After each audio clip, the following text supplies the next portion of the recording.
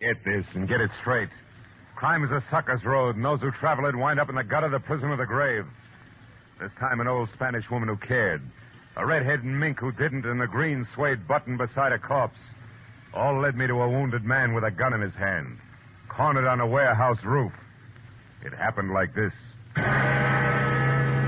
the pen of Raymond Chandler, outstanding author of crime fiction, comes his most famous character in The Adventures of Phillip Marlowe.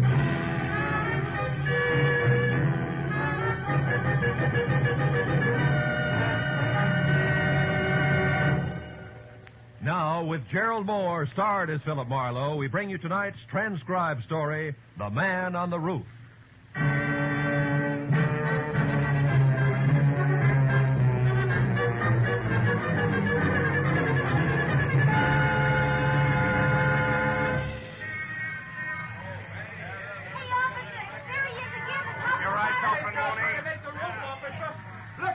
You got him the last time.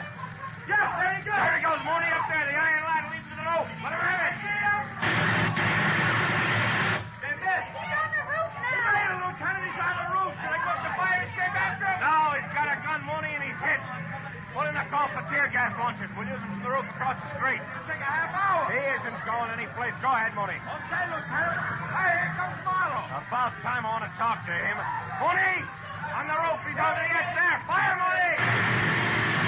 Matthews, hold it. Mooney, don't shoot again. What are you talking about, Marlowe? He's a killer. He's armed and dangerous. Listen to me. What do you want us to do? Scold him and send him home without a supper? Matthews, I'm going up after him. No, you're not, Marlowe. Come here. Let go of me, Listen, Matthews. Marlowe, nobody goes up there. We're going to gas him out. Go on, Mooney. Call for lunchers. Matthews, please, listen to me, will you? Oh, why not? Tell me the whole story. We got nothing but time till they get here when he wants to. Please, Matthews, quit kidding. Nobody is kidding, Marlowe. That boy up there is a killer. Keep watching that roof, Becker. You make it curious. Well, Marlowe, this story you've got. About 10 minutes ago, At the Matthews. beginning, Marlowe. Go on, Phil. I'm trying to. We'll start at the front. I'm a sucker for detail. You got a half hour before the tear gas arrives. Okay, Matthews, I'll start at the front and skip nothing. Right. I'll start where it started 4 hours ago at 5 o'clock this evening, some 15 miles from here on the outskirts of a little town of San Fernando. A telephone call from a woman whose voice had said that she was old and Spanish and very worried had brought me out to the place. A woman named Senora Andrade who told me that her only boy was heading for a lot of trouble and that I had to stop her. The Andrade home stood out like a thoroughbred alongside the milkman's horse in comparison to the other houses squatting on the sun-baked soil. The senora herself, at maybe 60 and in a cheap black cotton dress, a lace shawl and homemade slippers, was the tidiest person I'd ever seen. When she bowed from the waist in graceful greeting, I saw a single small ivory comb was the only thing holding a mass of long gray hair in one neat bundle. Senor Marlowe, you will excuse me if I do not extend you the hospitality of my house, but Pedro, Pete likes to be named. He's already gone. There is no wasting time. Of course.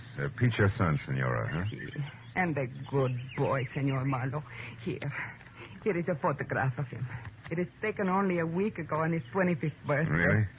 He was so proud of that green jacket I made for him. It was suede and flashing, he said. Flashing like something the rich Mr. Alex Brucho would wear. He has it on every day since then, even today. Alex Brucha. Who's that, Mrs. Andrade? Senor who owns the warehouse for furs in Los Angeles. Oh? Number 12 Commercial Street. It's where my people worked until 2 days ago, when the trouble started. Well, what happened, Senora? It was during his lunchtime. He was eating from a meal I made for him like he always does and talking to a stranger, how you say, senor, a man with no job all the time. A bum, a hobo, a loafer? Loafer, see. He was just telling me how he was telling him to find the railroad yards. That, senor, is where the trouble began. Oh, please, Senor Marlowe, you will have a chair there. Oh, yes, thanks. Now, tell me, Senora, this trouble. Surely giving instructions to a loafer, as you say, didn't start it. Oh, but it did. After the lunch hour, the foreman, Senor Connor, questioned Pedro about this loafer. And when my boy said that the man was only asking for the railroad yards, this Senor Connor said he was a liar, that Pedro was giving out information about the shipments of furs, that he was fired, discharged. Just like that? See, senor, after 2 years of good, hard work, You see, Senor Marlowe, Pedro tells me that Senor Alex Brucher has been having his shipments of furs stolen on the road. Hijack? Hijacked. And it is this reason why Pedro is fired.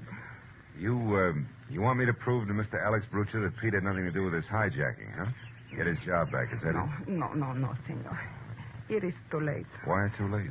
Pedro already went down there this morning to do that. Oh. He went and told Senor Connor that he had nothing to do with the hijack. And more.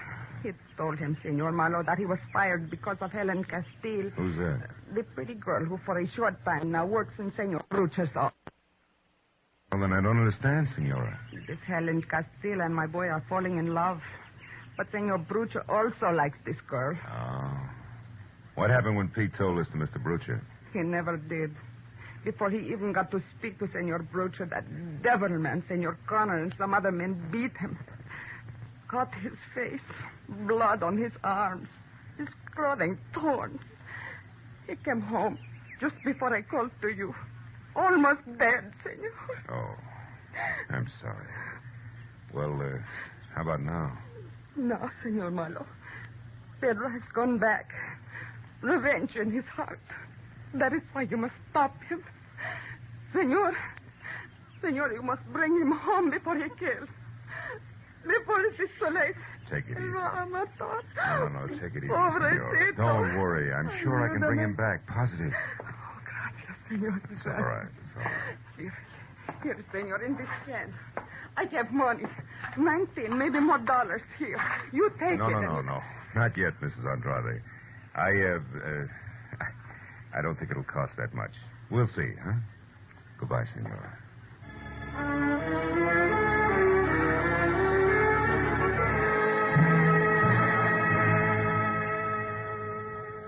It was an hour's drive to the Brucher Fug Company warehouse on Commercial Street in downtown L.A. I started up a long cement ramp that led to a glass cage in a far corner of the warehouse marked office. It was just about the end of a working day. And when I was next to the door, let it enter, a bell someplace said that the end had arrived. You could tell the way everyone's spirits went up. Everyone except the girl inside, half leaning on a file cabinet. I figured she was Helen Castile until I got closer. The on-fire red hair and green eyes with hat and shoes to match could have gotten by. But the coat she wore was mink. So was the attitude. That would never take shorthand for $40 a week.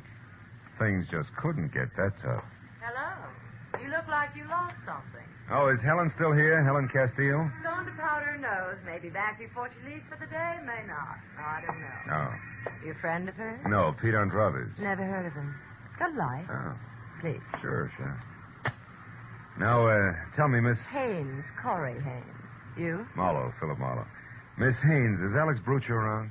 Home packing is going out of town. It does every other week. Important business? No, I just wanted to chat with him a while. Oh, Connor, is Alice's car gaston ready for me? Yeah, it's ready. It's ready, Miss Haynes. Here are the keys. Thank you. And, Connor, please, stop wishing I were dead, will you? I can feel it, and it gives me the creeps. Oh, I'm so sorry, Miss Haynes, but, well, maybe we won't be seeing so much of one another so soon. If you mean Helen Castile, Connor, she's a great secretary, period. Yeah. Now you, Mr. Marlowe. Mr. Marlowe. I'm a friend of Pete Andrade's. I wanted... You've said enough, mister. Almost too much. Now, wait a minute, Connor. What for? A lot of hot air? Listen, Marlowe, we've been running into all kinds of trouble around here. Hijacking, short shipments, misdirected cargoes, the works. So? So it all adds up to somebody on the inside helping somebody on the outside, and that ain't good. Now, take my advice, brother. Get your long nose out of this place and keep it out if you don't want it bent. It's the phone, Connor. If you lift it up, it'll stop that noise. Very funny. Hello. Oh, hello, Mr. Brucher. Yeah. Yeah, okay, I got it. Charming fella, isn't he? He'll be down here in a couple hours, and I'm to wait. Check. Check, Mr. Brucher. Goodbye. His master's voice. Very funny again. You'd better let me have the keys back, Miss Haynes. The boss isn't going out of town after all. He'll probably want his car. And I'll probably give it to him myself after I've run a few errands I have in mind. Goodbye, Mr. Marlowe. I hope we meet again in more pleasant surroundings. You two go to rival schools, Connor? Get out of here, Marlowe. Get out before you get the same treatment your friend Pete Andrade got. Oh, you've got to be kidding. You wouldn't do that to me, Connor. I'm not in love with Helen Castile. That goes for you, too, in spades.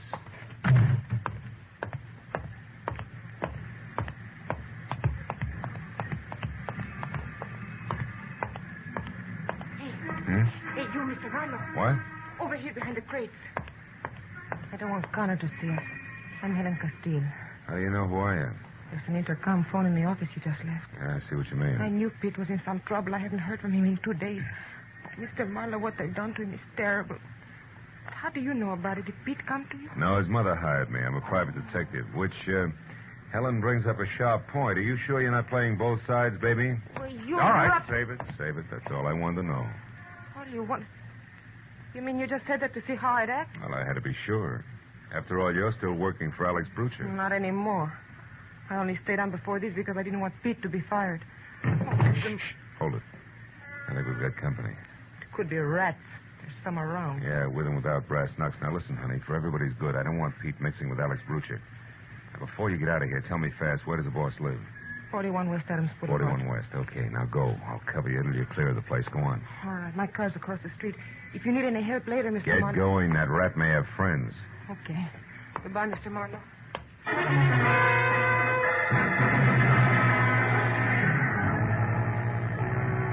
Helen got to the front gate, out into her car, and away without anybody bothering her. And a couple of minutes later, I covered the same smooth course, and I was beginning to believe that the rats were just that, except that when I was in behind the wheel of my coupe and heading for Adams Boulevard, I picked up a pair of headlights in my rear-view mirror, which for the next 40 minutes have zigzagged, stuck like they were painted there. But finally, a traffic jam gave me all the brake I needed. And a sharp right turn, followed by a lot of speed, left me free and once again on my way to West Adams Boulevard.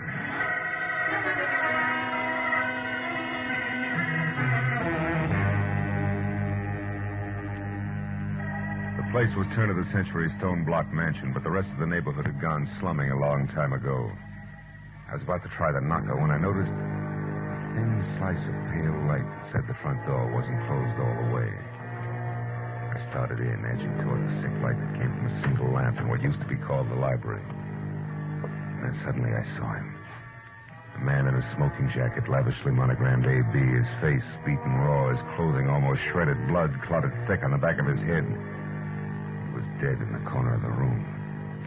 Next to the body was a heavy marble lamp base, also bloody. Inches from that, I found something that might as well have been Pete Andrade's calling card. A button made of green suede. I had it in my pocket just before the company spoke up. Don't go for your gun, Marlowe. That'll leave us even. So the kid finally made it, huh? Maybe. Maybe I did it, Connor. Nuts, you just came in, I know. I was waiting outside. The jerk I had on your trail lost you. I figured I'd better leave the office, but quick. I figured right. But tell me, Marlowe, just so I score 100%, what's your angle? The Andrade kid's mother. A private detective was working for us. She was afraid of this. Oh, no. Stop. The sentiment's killing me. I wish something would. Well, let's call the police. Not so fast. What do you mean? I've already got the rest of my figuring done. About now, the kid should be at his girlfriend Helen's flat. I know where it is, and that's where I'm going. You see, Marlowe, I want to be a hero. I want to bring the kid in. Understand? Oh, sure. Real easy. You want to bring him in dead. That way nobody even mentions the beating you gave him on Brucher's orders. Because he wouldn't stay away from Helen. That way you're clean. Exactly. Clean as a whistle. Except for you and your big mouth. Now stand still, Peeper. I want to whisper something in your ear.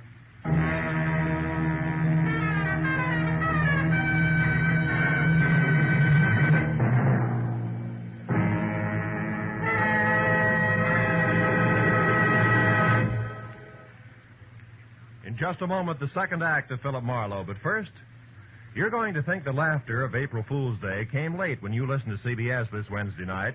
For it's going to be one of the craziest, merriest, maddest nights of entertainment you've ever heard. Bing Crosby will be playing host to Arthur Godfrey and Perry Como. And even though lots of singing is promised from all three, who knows what's going to happen when the gags start flying. Groucho Marx and Burns and Allen will also be on hand with their famous fun shows this Wednesday.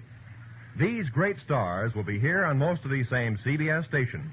Burns and Allen, Groucho Marx, and Arthur Godfrey and Perry Como as Bing Crosby's guests. Now, with our star, Gerald Moore, we return to the second act of Philip Marlowe and tonight's story, The Man on the Roof.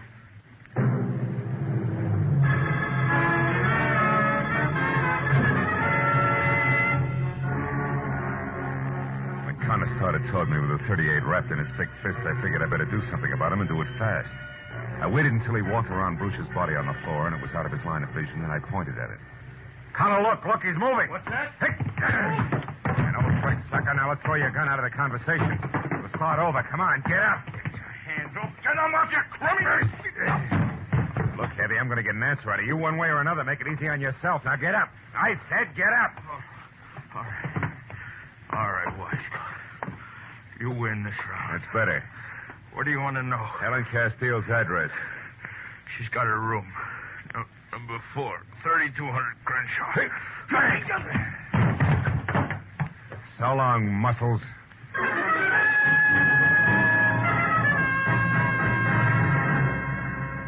I knew there wasn't much more I could do for a desperate hothead named Pete Andrade. He'd already done too much for himself in the wrong direction. I drove down Adams until I'd cooled off enough to call the police. And I stopped at a phone booth and gave Homicide a fast rundown on Alex Bruch's murder. But I hung up before they could ask me Senora Andrade's address in San Fernando or Helen Castile's place on Crenshaw. Because there were 2 women I wanted to talk to alone before the police moved in. After that, I drove out to Crenshaw and found the number 3200. Room 4 was at the far end of a half-lit hall. And there were voices inside. One was Helen's. The other was Pete Andrade. I reached for my gun. I went out of my head, Helen. I must have hit him 9 or 10 times. Hard. What are we going to do? I don't know. I've got to think. It's a little late for thinking, Pete. Who are you? He's a private detective. Yeah, I'm working for your mother. I was, up until I left Bruch's place. He's dead, Pete. Pete. Oh, no. I didn't mean to kill him. But I'm not sorry. I want you to come along with me, Pete. Quietly. Turn yourself in. No. Pete! Helen, get away from me. Stop it. Oh, you little... He's gone. Got it. Don't move, Marlowe. Don't move or I'll shoot. You crazy fool. I knew you wouldn't shoot me, Marlowe. Next time you'll be surprised. There won't be a next time. We're going to get away. It's our only chance now. You haven't got a chance if you run. You'll be dogged every minute of your short lives. You'll wind up full of bullets in the dark. You'll be running down a blind alley, and it starts right there with that door. Don't be suckered. Shut up. We're going to try it, Marlowe. And we'll make it. We've got to have money, Pete. Yeah, and I know where to get it, too. Brewster always kept plenty of petty cash in the office at the warehouse. I'll take that. What about the watchman, Pete? Are you going to keep on killing? Pete, listen. You can get in quietly with Butcher's keys. Corey Haynes has them. The office keys are on the same ring as the car keys. She always borrows them when she uses his car, and she's got it tonight. Well, I'll get them from her. Where does she live? Out on Orange Drive. 210, I think. Will you listen to me a minute? You're heading for the original dead end, both of you. Why don't you give yourselves a break? Now, what do you call a break, Marlowe? Pete rotting in some prison until we're both too old to care? I'd rather have the bullet. Let's get him out of here. That closet will do. Go on, Marlowe, inside. Move. Sure. What are you waiting for? Go on, close it. I know what you tried to do for my mother, Marlowe, and for Helen and me. I'm sorry it couldn't work out. Thanks anyway. Nuts. I'm leaving, Helen. I'm ready. You're not coming. You're staying here. What? Marlowe was right. This is a blind alley, a dead end, and I won't take you in. No, Pete, I'm going with you. No, you're not. Stay back. I mean it. Please. Stay back, I said. Pete. Helen, unlock this door. We still may be able to stop it. I'm playing this my way now, Marlowe. You can stay where you are. Helen, don't you understand? I'm on your love you. side. I'm going with him whether he wants me or not. So long, Marlowe. Happy landings, baby.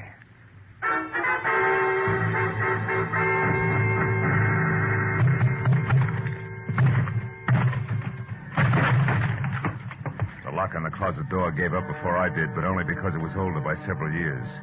I got out of the house and kept ahead of the speed limit all the way to Orange Drive and figured for what it was worth that I'd cut Pete's lead down to a scant 10 minutes. I parked in front of a Spud Nut coffee shop on the corner and walked down to 210. By the time I got within knocking distance of Corey Haynes' front door, I could see that the only light in the place was spilling out of the sunken double garage that housed the new gray Nash. But when I moved closer, I knew that 10 minutes was all that Pete Andrade had needed. Corey was sprawled out on the grease-spattered concrete floor and very still. Very still. And standing limply against the wall was Helen Castile, staring down at the redhead with a pair of hopeless eyes that seemed already half dead. As I walked down the ramp, she heard me and looked up. I knew you'd get here. I don't care now. We're both late, is that it? Yeah. I didn't see him. He was already gone when I got here. Found her like that. Then he must have gotten the keys. Yes, from her purse. That's it over there. Uh-huh. Why didn't you follow him? You knew where he was heading. I couldn't. When I saw her there, I just couldn't because I think she's dead, too. No. She isn't dead. You mean she's just out? Yeah. A long way out, but not dead. From the looks of things, she must have put up quite a scrap. Maybe she... Wait a minute. What? There's something screwy here. Oh, Miss Corey. Miss Corey, what's happened? Who are you? Miss Corey's maid. What's happened to her? She's unconscious. Oh, this is terrible. She knew there was going to be trouble. I swear she didn't. Miss Corey, honey, speak. How do you know that? Because she was worried. She told me 4 or 5 times she was going to stay in all evening, like she was expecting somebody. Sure. It figures all the way. Look here. Are you sure this is her purse? Certainly is. Was she robbed? Not exactly, but... Oh, yeah. This clinches it. Now, look, call an ambulance right away. Get Corey into a hospital and hurry. Oh, yes, sir. Helen, you stay here with her. Don't leave, understand? All right. I'll see you.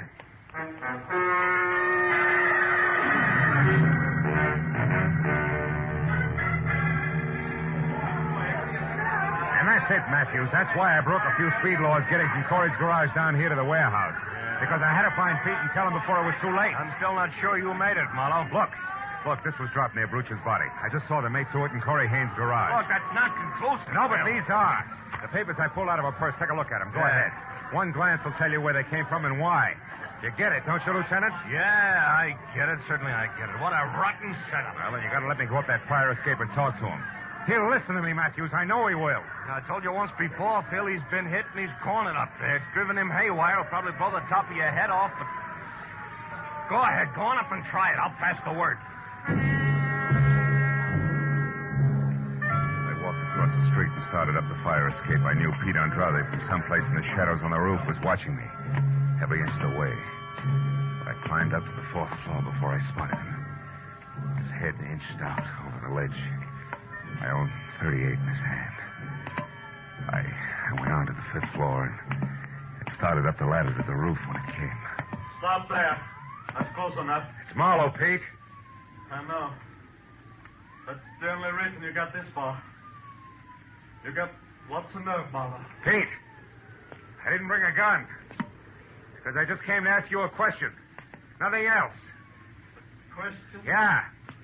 A big one. Did you use anything on Brucher except your fist, Pete? No. Why? What's the difference? Plenty.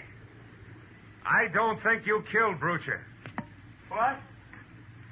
Is this a trick? No. Look, Pete, no trick. Look at this. I found this green suede button near Brucher's body.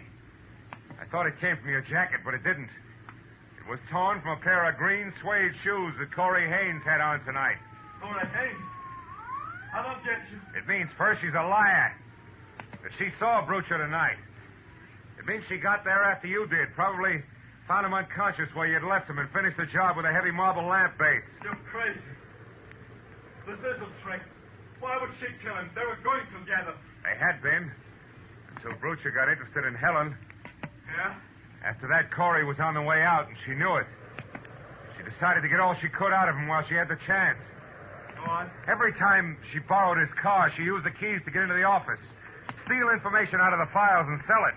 She was the informer. That thing. I'm coming up, Pete. How do you know all this? I found some papers to prove it in her purse.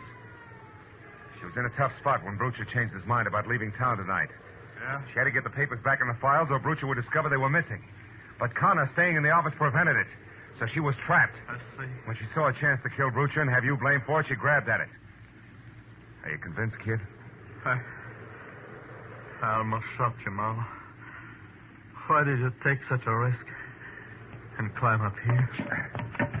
I Because your mother has some ideas that I wouldn't like to see her lose, Pete.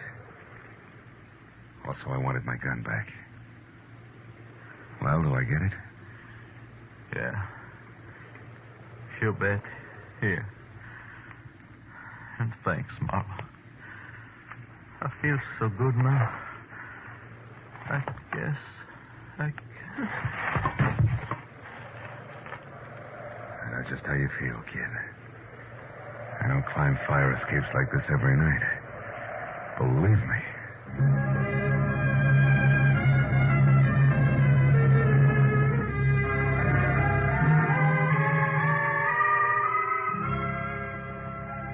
It was a long, long time before all the scattered reports were in. Before the doctor in the prison ward had said that Pete would be okay, and before Corey Haynes had put a wobbly signature to a full confession of murder. And still another hour went by as I drove out across the wide, flat valley to San Fernando, where the profile of the hills in the east had already begun to show against the gray dawn rising behind them. When I stopped in front of the little house and went up to the door, Senora Andrade was there on the porch. She'd waited all night. Her expression didn't change when I told her all that had happened. Didn't change, actually, until I was finally ready to leave. Then she put out her hand and took my arm. And the lines of worry in her face softened. Senor Marlowe, last night I had but one son. Now this morning I have two. In my heart, you will always have a home. I am grateful. Gracias. She was most welcome.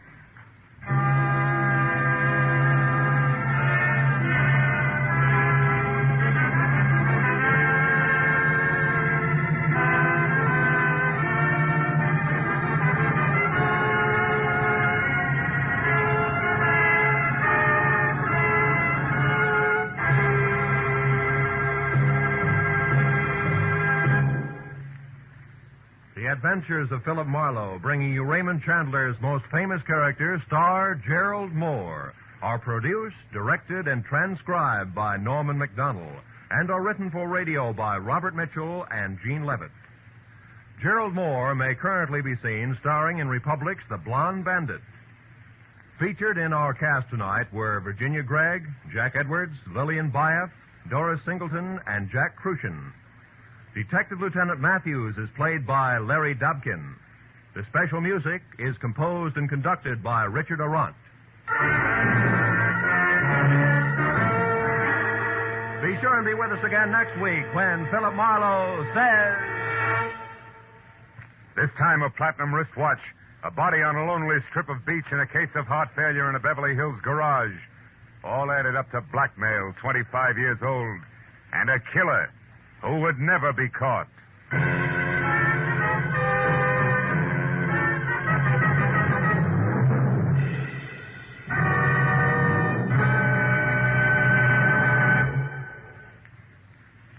CBS invites you to hear one of the great ad-libbers in show business, Groucho Marx, every Wednesday night on most of these same CBS stations.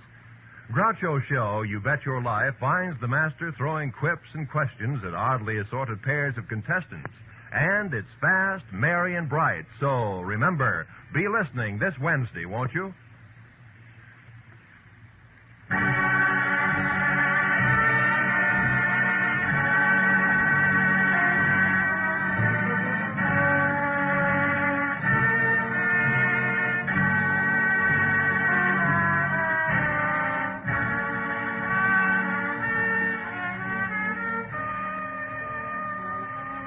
When disaster strikes, the Red Cross is on the spot to give relief in the emergency.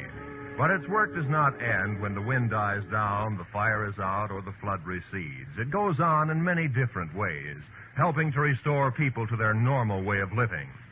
The Red Cross is a great humanitarian service in which you have a very direct part, because the funds which are used are the contributions which you make to the Red Cross. And they are funds used in a common-sense program that ensures the most good for the most people. Red Cross Disaster Relief and Rehabilitation is one of the great reasons why we must keep our Red Cross ready.